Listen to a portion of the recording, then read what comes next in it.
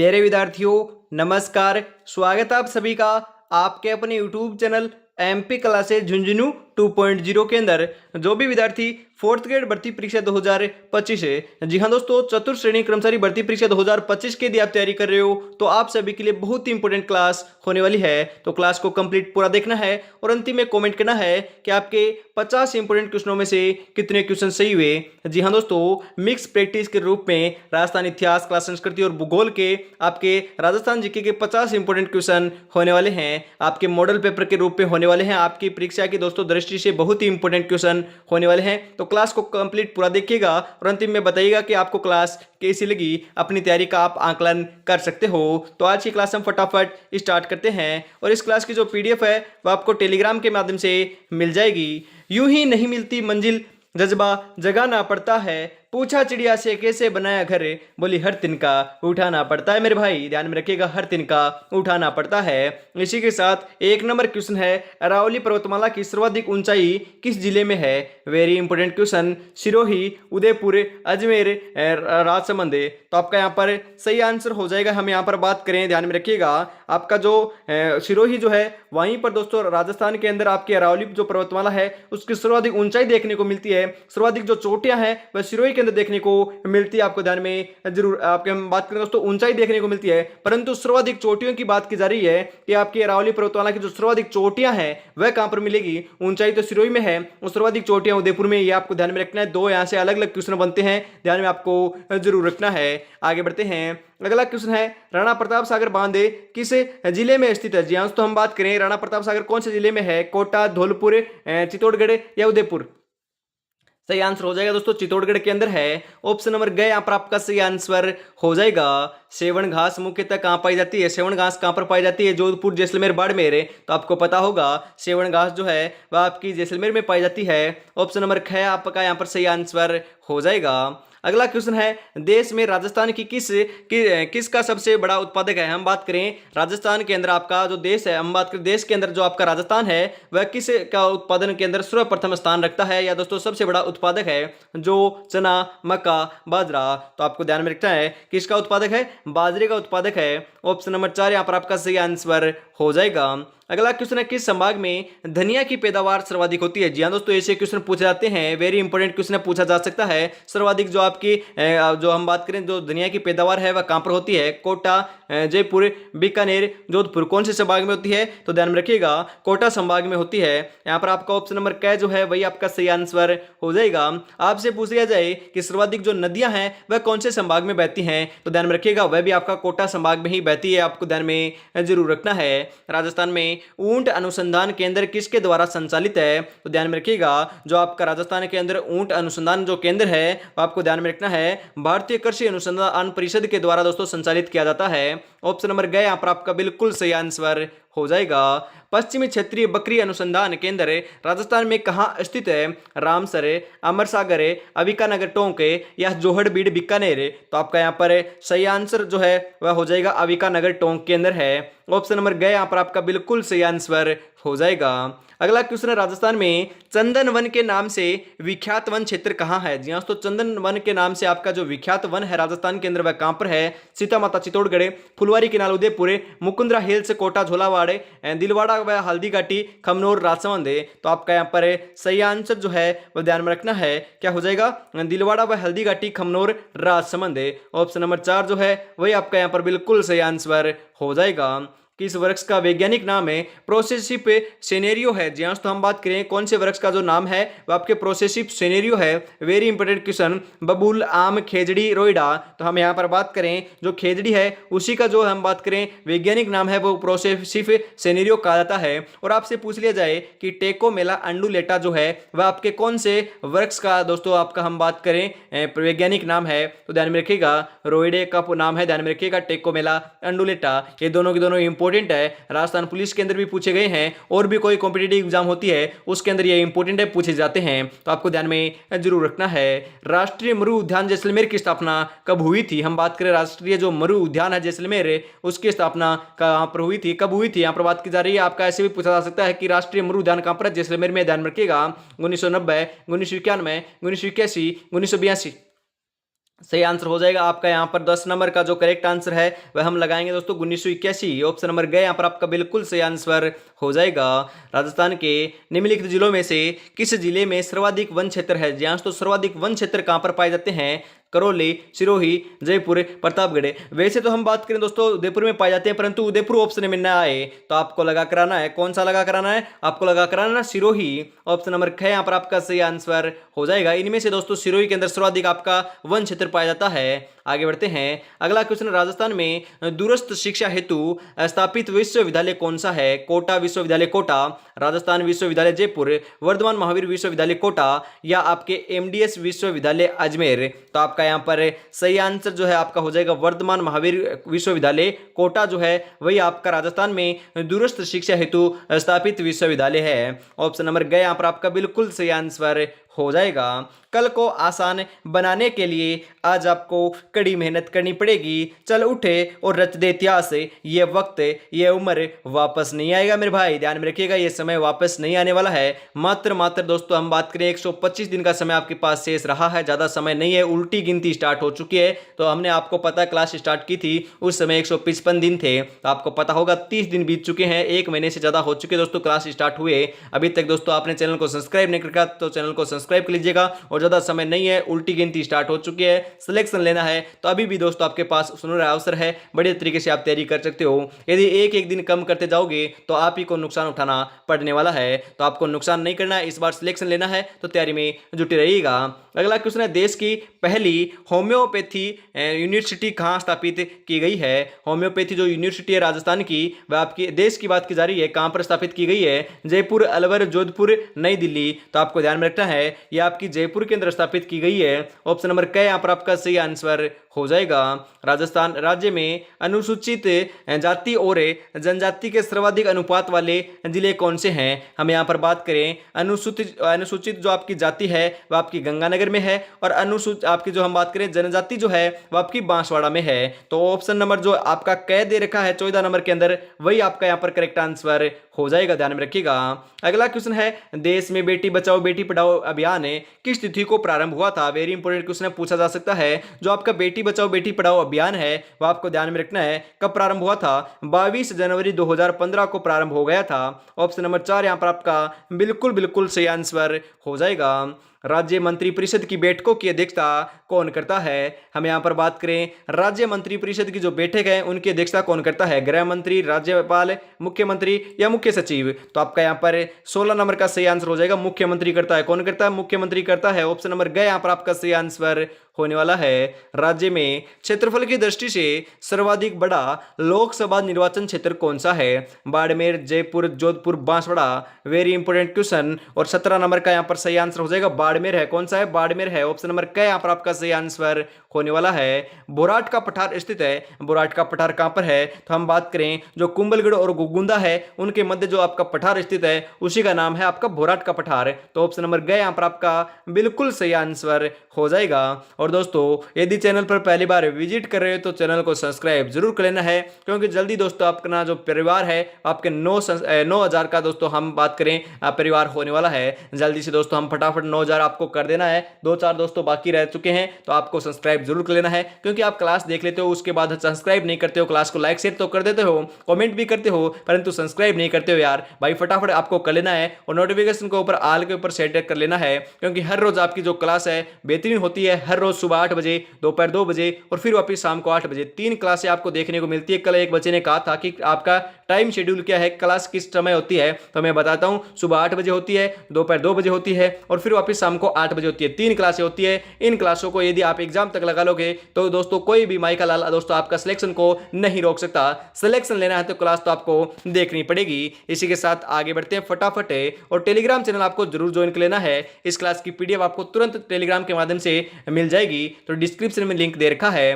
राष्ट्रपति कितनी बार किसी व्यक्ति को राजस्थान का राज्यपाल राज्यपाल नियुक्त कर सकता है, या दोस्तों हम बात करें कोई भी राज्य का राज्यपाल जो है नियुक्त किया जा सकता है राष्ट्रपति के द्वारा। कितनी बार तक है, हम बात करें राजस्थान के अंदर अब तक जो है राष्ट्रपति शासन कितनी बार लागू हो चुका है, तो 4 बार लागू हो चुका है। परंतु यहां पर बात की जा रही है राष्ट्रपति कितनी बार है जो आपका एक व्यक्ति को जो आपका राजस्थान बोल सकते हो राज्य का राज्यपाल नियुक्त कर सकता है। तो ध्यान में रखिएगा आपका अनलिमिटेड होता है, मतलब कि कोई सीमा नहीं है कितनी वर्ष तक आपका राज्यपाल जो है आपके पद के ऊपर रह सकता है कोई व्यक्ति राष्ट्रपति के प्रसाद पर्यंत। ऑप्शन नंबर 4 यहां पर आपका सही आंसर हो जाएगा। विधायिका में कौन शामिल है, हम यहां पर बात करें दोस्तों विधायिका में कौन शामिल है, विधानसभा शामिल है, राज्यपाल शामिल है, विधान परिषद यदि विद्यमान है ना वहां पर विधान परिषद तो यह भी शामिल होगी। तो हम बात करें उपयुक्त सभी जो है वही आपका यहां पर करेक्ट आंसर हो जाएगा, ध्यान में रखिएगा।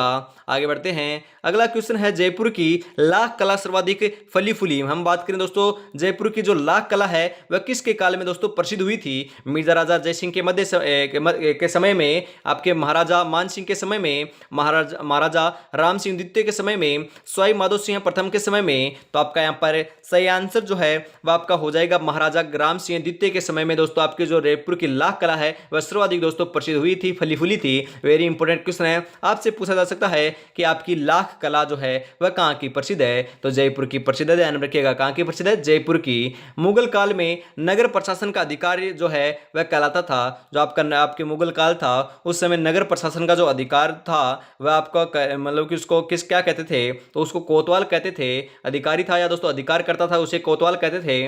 ऑप्शन नंबर ग यहां पर आपका सही आंसर हो जाएगा।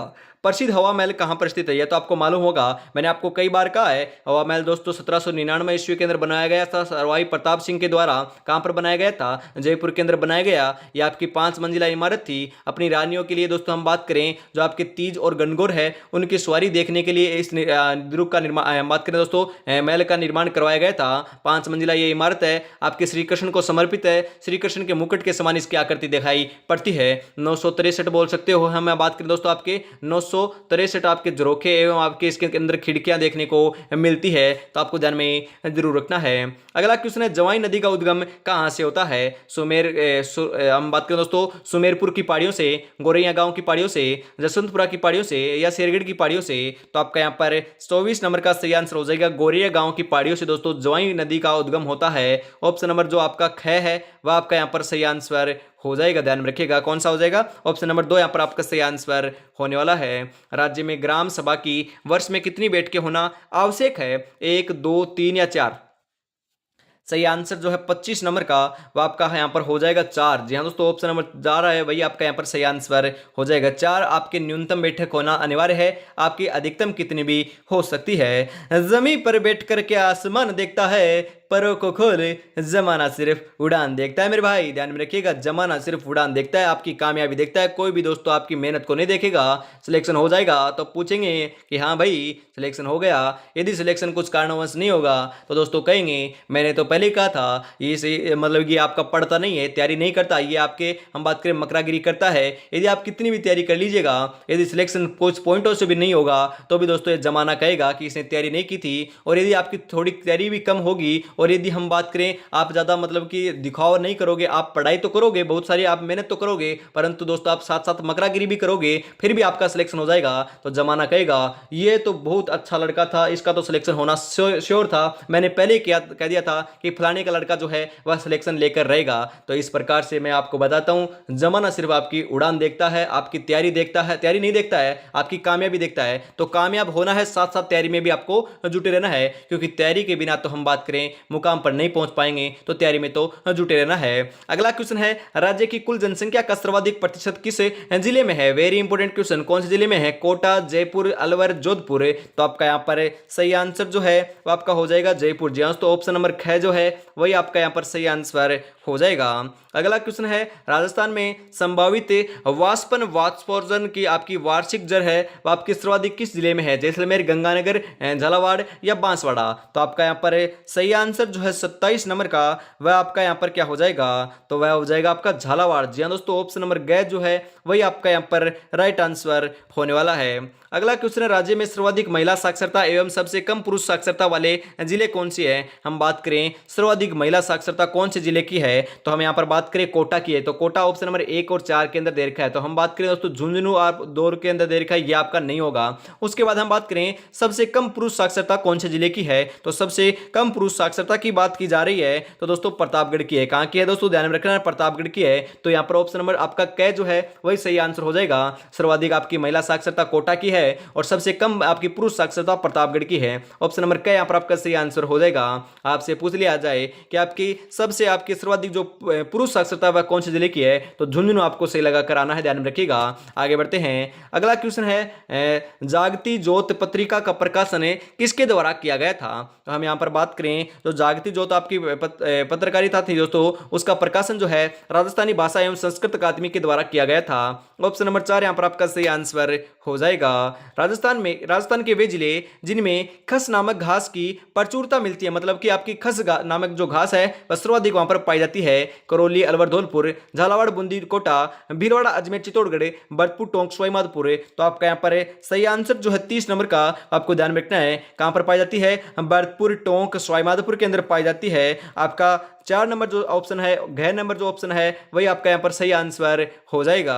आगे बढ़ते हैं, अगला क्वेश्चन, राजस्थान में भारत के कुल कर्षित क्षेत्रफल का लगभग कितना प्रतिशत है, 9, 11, 21 या 31 है। तो आपका यहाँ पर बिल्कुल सही आंसर हो जाएगा, आपके 11% है। ऑप्शन नंबर ख यहाँ पर आपका बिल्कुल सही आंसर होने वाला है। राजस्थान में प्रथम सूती वस्त्र मिल की स्थापना कहां पर की गई थी, लाखेरी, ब्यावरे, बाड़मेर, भीलवाड़ा। हम यहां पर बात करें दोस्तों, राजस्थान में प्रथम सूती वस्त्र मिल की जो स्थापना है वो आपकी ब्यावर में की गई थी। ऑप्शन नंबर ख यहां पर आपका बिल्कुल करेक्ट आंसर हो जाएगा।